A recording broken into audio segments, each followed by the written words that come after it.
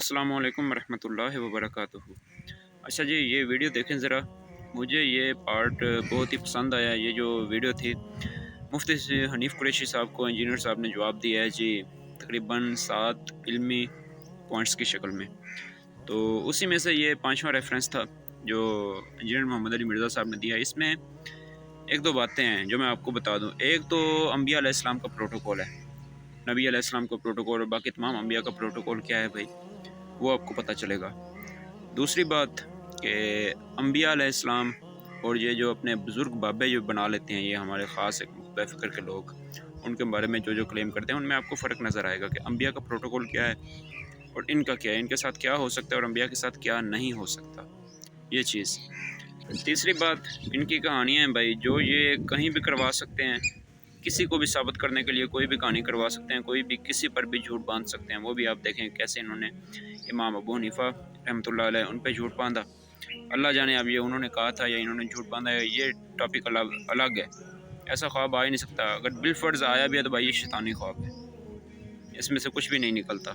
تو یہ کیسے نبی علیہ السلام کے بارے میں، ان کے بارے میں جھوٹ باندھا ہے، کیسے یہ نیچ حرکتیں کر جاتے ہیں یہ لوگ اپنے بزرگوں کو ثابت کرنے کے لیے۔ تو یہ سب کچھ دیکھیں ذرا، آپ کو پتہ چلے گا، یہ ویڈیو دیکھیں ذرا۔ اور 5واں ریفرنس وہ کشف المحجوب میں بھی لکھا ہے، تذکرۃ الاولیاء میں بھی لکھا ہوا ہے۔ کہتے ہیں جی امام حنیفہ رحمۃ اللہ علیہ نے ایک دفعہ خواب دیکھی کہ وہ نبی علیہ السلام کی قبر مبارک کھود کے اس کے اندر اترے اور وہاں ان کی ہڈیاں جمع کی، نعوذ باللہ، اندازہ کرو۔ اور انہوں نے ترجمہ کیتا ہے استخوان مبارک، یعنی وہ ڈھانچے کو اتنی شستہ اردو میں لکھ دیا استخوان مبارک، ایک ہڈی کو دوسرے سے الگ کر رہے ہیں۔ گھبرا کے اٹھے، ظاہر خواب ہی بڑا شیطانی خواب تھا، اور اپنے دوست ابن سیرین کے پاس گئے۔ یہ یعنی امام حنیفہ پہ جھوٹ باندھا ہے، یہ انہوں نے ان کو اونچا کرنے کے لیے ان کی طرف منسوب کیا، ان کو ہم کچھ نہیں کہتے۔ تو انہوں نے کہا اس میں تسلی تھی کہ آپ نبی علیہ السلام کی سنتوں کو جمع کریں گے۔ یہ گستاخانہ خواب کیا اللہ تعالیٰ دکھا سکتا ہے کسی امتی کو؟ یہ گستاخی ہے۔ اس کی وجہ ہے کہ کسی امتی کا یہ عقیدہ نہیں کہ نبی علیہ السلام کی قبر مبارک میں ہڈیاں ہیں، یہ تو عقیدہ خود گستاخانہ ہے۔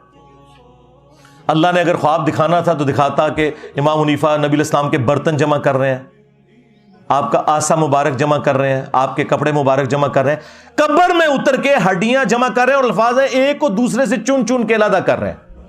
اچھا جڑی وہ کیتیاں سن وہ کتنے نے؟ لیاؤ کیڑی کتاب جو امام حنیفہ دی جہدے انہوں نے حدیثاں جمع کیتیاں نے؟ یہ بھی کوڑ ہے تہاڈا۔ جنہوں نے حدیثیں جمع کی تھی ان کی تو کتابیں یہاں رکھی ہوئی ہیں، امام حنیفہ کی کتاب کدھر ہے؟ لے کے آؤ۔ جھوٹ۔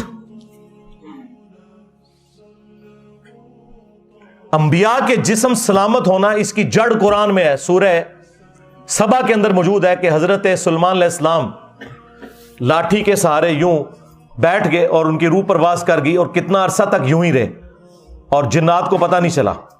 وہ تو جب لاٹھی کو دیمک چاٹ گئی تو وہ جسم نیچے آیا تو پھر انہیں پتہ چلا، اور اللہ تعالیٰ نے کہا کہ اگر علم غیب ہوتا جنوں کے پاس تو یہ تکلیف نہ کاٹتے۔ تو لاٹھی کتنی دیر میں چاٹی ہوگی دیمک نے؟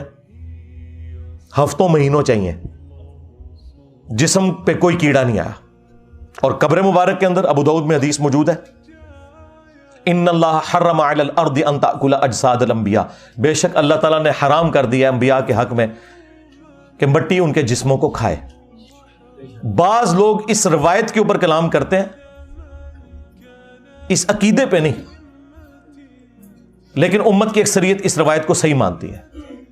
صرف امام بخاری کا اختلاف ہے، وہ تفرد ہے، لیکن امام بخاری نے صحیح بخاری میں لیا ہے کہ حضرت عمر کی وفات کے 70 سال کے بعد آلموسٹ جب حجرہ عائشہ گر گیا تو ایک پاؤں ظاہر ہوا، لوگوں نے استغفار پڑھی کہ یہ پاؤں نبی علیہ السلام کا ہے، تو بعد میں عروہ ابن زبیر کو بلایا گیا جو سیدہ عائشہ کے بھانجے بھی تھے، محرم تھے، وہ اس حجرے میں اکثر جایا کرتے تھے۔ انہوں نے جب پاؤں دیکھا انہوں نے کہا نہیں یہ حضرت عمر کا پاؤں ہے، اس جگہ حضرت عمر کی قبر تھی۔ اچھا اس میں یہ نہیں ہے کہ پھر حضرت عمر نے اپنا پاؤں خود اندر کر لیا، نہیں، انہوں نے اندر کر کے ان کو، آج بھی نبی علیہ السلام کی قبر کھودیں گے، نبی علیہ السلام آپ کو اسی حالت میں نظر آئیں گے جیسے آپ کو دفنایا گیا تھا۔ ہاں، کوئی چلتے پھرتے نظر نہیں آئیں گے۔ جو انبیاء کا قبروں میں نماز پڑھنا یہ سب کچھ برزخی ہے، اسی طریقے سے بیت المقدس میں جمع ہونا یہ سب کچھ برزخی ہے۔ تو امام بخاری اس عقیدے کو صحیح مانتے تھے، اور وہ حدیث جو المصنف ابن ابی شیبہ کے اندر موجود ہے اور ہمارے استاد شیخ زبیر صاحب نے فضل الصلاۃ علی النبی میں بھی لی ہے، حضرت عمر فاروق رضی اللہ تعالیٰ عنہ کا قول ہے، جب وہ دانیال علیہ السلام کی وہ ایک جسم مبارک کا تابوت نکلا تو پھر انہوں نے وہاں تستر نامی جگہ جہاں سے یہ نکلا تھا، انہوں نے پھر خط لکھا کہ یہ اللہ کے پیغمبروں میں سے ایک پیغمبر کا تابوت ہے، اور اللہ کے جو پیغمبر ہوتے ہیں ان کی لاش کو نہ مٹی کھاتی ہے، نہ آگ جلاتی ہے، اور نہ درندے کھاتے ہیں۔ یہ پروٹوکول ہے، یہ وہ حدیث ہے جسے سارے صحیح مانتے ہیں، یعنی یہ عقیدہ اپنی اصل میں ٹھیک ہے۔ تو اب مجھے بتائیں انہوں نے یہ عقیدہ کہاں سے نکال لیا کہ جی قبر مبارک کے اندر ہڈیاں؟ کہتے ہیں جی خواب پہ تو کوئی اختیار نہیں۔ ہم کہہ رہے ہیں اختیار کوئی نہیں، لیکن اسے شیطانی خواب کو نا، اس کو تم فضیلت بنا کے کیوں پیش کر رہے ہو؟ ہم بھی کہہ رہے ہیں یہ شیطانی خواب ہی اکثر تمہارے بابے دیکھتے تھے۔ وہ نبی علیہ السلام کا جسم مبارک کیوں کہہ رہے ہو؟ یہاں میں تم سے اختلاف ہے۔ لو جی، یہ میں نے 5 حوالے دیے، اور اس سے پہلے میں نے اسی پارٹی کے ایک اور بندے کو بھی دیے تھے، بریلوی پارٹی میں جو دوسری طرف ہے، جس طرح وہ رائٹسٹ ہوتے ہیں اور لیفٹ والے لوگ ہوتے ہیں نا، اس وقت بریلیوں میں بھی 2 پارٹیاں بن گئی ہیں نا۔ ایک کو لیڈ کر رہے ہیں مفتی اشرف آصف جلالی صاحب، ڈاکٹر اشرف آصف جلالی صاحب۔ انہیں بھی میں نے یہ کہا تھا، انہوں نے کہا تھا انجینئر جس چیز کے اوپر تجھے ہے نا اپنا مسئلہ وہ تو ویڈیو میں بیان کر، تو وہ میں نے بیان کیا ہوا ہے، آج تک کسی نے کوئی علمی جواب نہیں دیا۔ یہی 5 حوالے میں نے ان کو بھی دیے تھے پنجتن پاک کی نسبت سے، یہی 5 حوالے آج میں نے دوسری پارٹی کو بھی دیے ہیں، حنیف قریشی صاحب، کیونکہ مفتی حنیف قریشی کو یہ رافضی کہتے ہیں اور یہ ان کو ناسبی کہتے ہیں۔ اسی لیے وہ داتا دربار گئے تھے تو انہوں نے تقریر نہیں کرنے دی مفتی صاحب کو، بھاگنا پڑا وہاں سے۔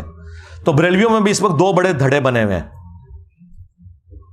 تو اس کو تو میں نے پہلے دیا تھا، مفتی صاحب کو میں نے اب دے دیا، اور میں نے کوئی بے احترامی مفتی صاحب کی نہیں کی۔ امید ہے وہ ویڈیو میں آ کے جواب دیں گے اور ان ساری باتوں میں اپنی عوام کو سیٹسفائی کریں گے۔